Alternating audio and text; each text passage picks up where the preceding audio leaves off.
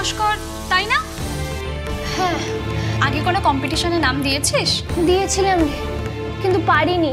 ওই বিমের উপর জিমন্যাস্টিক দেখাতে গিয়ে বিমটাই ভেঙে পড়ে গেছিল। ইস, চোট লাগেনি? লেগেছিল তো, খুব জোর চোট লেগেছিল। কপালটা ভালো, তাই পাটা কিছু ভাঙেনি। তারপর আবারই এখানে। তুই তো অনেক দিন ধরে জিমন্যাস্টিক করছিস, তাই না? হ্যাঁ, লড়ে তো যাচ্ছি। জানি না কি হবে, দেখি কাল কি হয়। ভালো পারফর্ম করতে পারলে স্টেট লেভেলে চান্স পাবো। স্টেট লেভেল বা ন্যাশনাল লেভেলে না গেলে জিমন্যাস্টিক শিখে কোনো লাভ নেই। কেউ চিনবে না। এসব খেলা নিয়ে কে ভাবে বলতো? সবাই তো ফুটবল ক্রিকেট নিয়েই মেতে আছে। বড় কিছু করতে পারলে তবেই তো লোকে নামটা জানতে পারবে। হ্যাঁ রে, দেখি কাল কি হয়।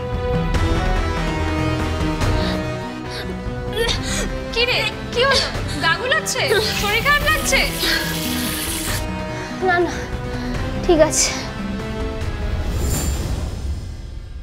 কি ব্যাপার, এত বকাবকি কিসের? হ্যাঁ, আচ্ছা, এই মেয়েটা সারাক্ষণ বাড়িতে কাজ করে মুখ বুঝে, কোথাও তো বের হয় না। একটু যেতে ইচ্ছে হয়েছে, যেত। না দাদা না, আমি আমি পারবো না। ভরসা করে ওকে আমি ছাড়তে পারবো না। ব্যাস বেশ, ঠিক আছে, তুমি ভরসা করে ছাড়তে পারবে না, পেরো না, কিন্তু বকুনিটা তো বন্ধ করতে পারো। হ্যাঁ, আচ্ছা, যেতে দেবে না সেটা ভালো করে বুঝিয়ে বললেই তো হয়। এত কথা শোনানোর তো কোনো দরকার নেই। হাজারটা কথা বলছো, কাকে ঠেস দিয়ে কথাগুলো বলছো তুমি?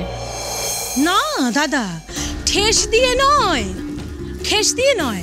আমি আসলে না বলতে বাধ্য হচ্ছি, কারণ আপনি নিজের চোখেই তো দেখতে পাচ্ছেন যে বাবু জবে থেকে ওই মেয়েটাকে বিয়ে করে নিয়ে এসেছে, বাড়িতে একটার পর একটা অশান্তি লেগেই রয়েছে।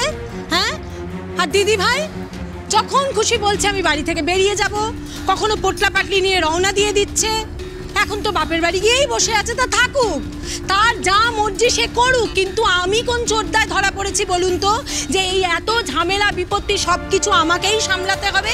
আমি আর সামলাতে পারছি না এত কিছু, এটাই আমার বলার কথা দাদা। ব্যাস, এর বেশি কিচ্ছু নয়।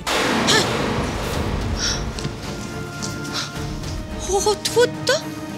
আরে বাবা, বাবু একটা মেয়েকে বিয়ে করে এনেছে এই বাড়িতে।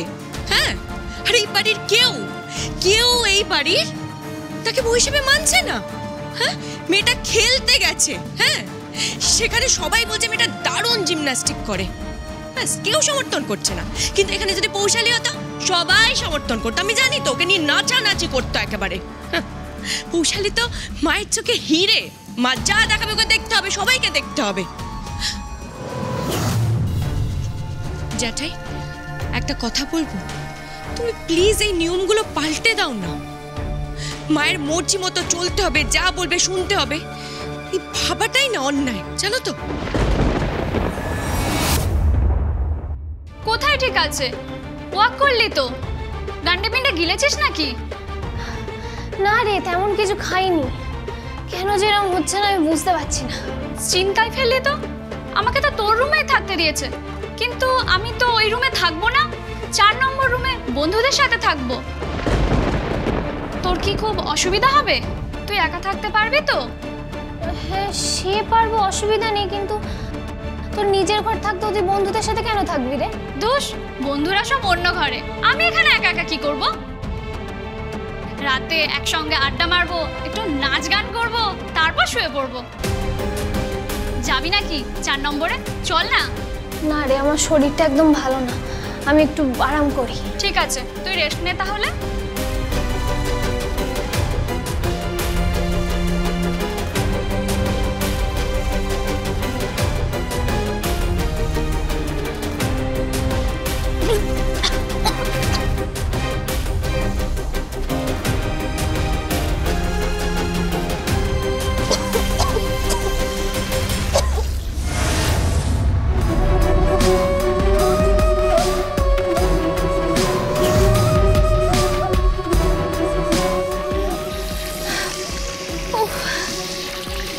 শরীরটা তো খারাপ কেন লাগছে, পারছি না একদম।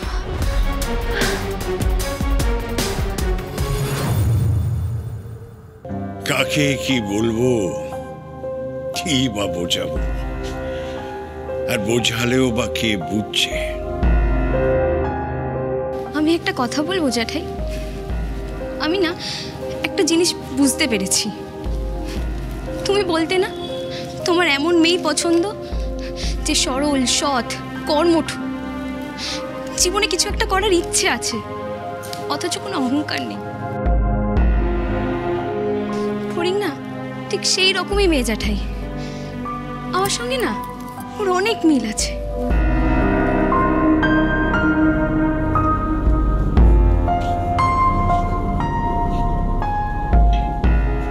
তুমি বড় ভালো মেয়ে, আসলে খুব ভালো মানুষ। ফড়িংও জ্যাঠাই, তুমি আমাকে কতবার বলেছো মেজো বৌমা কিছু করো, নিজের জন্য কিছু করো, এইভাবে মুখ বুজে সংসার করো না।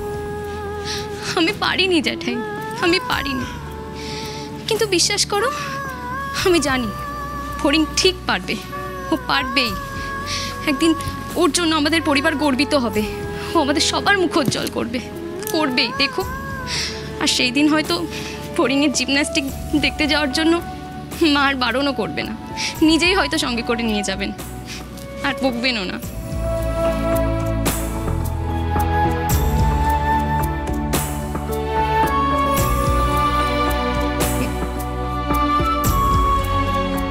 তার শাশুড়ি তাকে বাড়িতে থাকতেই দিচ্ছে না। আগে থাকতে দিক, তারপর তো সে গর্বিত করবে সবাইকে।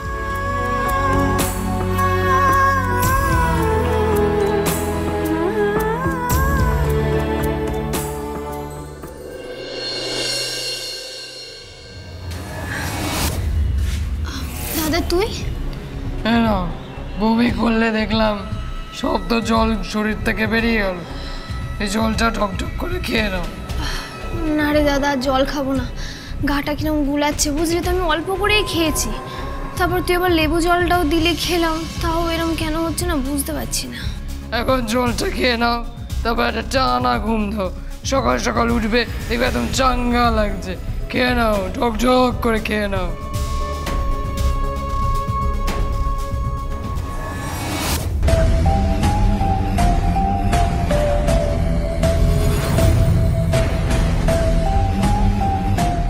সেকেন্ড ডোজটাও দিয়ে দিলাম, আর দেখতে হবে না। কাল খেলা তো দূরের কথা ফড়িং, তুমি হাত পাও নাড়াতে পারবে না। তোমার জিমন্যাস্টিকের স্বপ্নে পার্মানেন্টলি তালা পড়ে গেছে।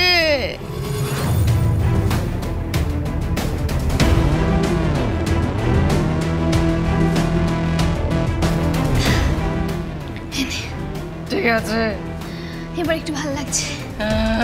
বলেছিলাম না আমার কথা শুনবে, দেখবে কাজে লাগবে।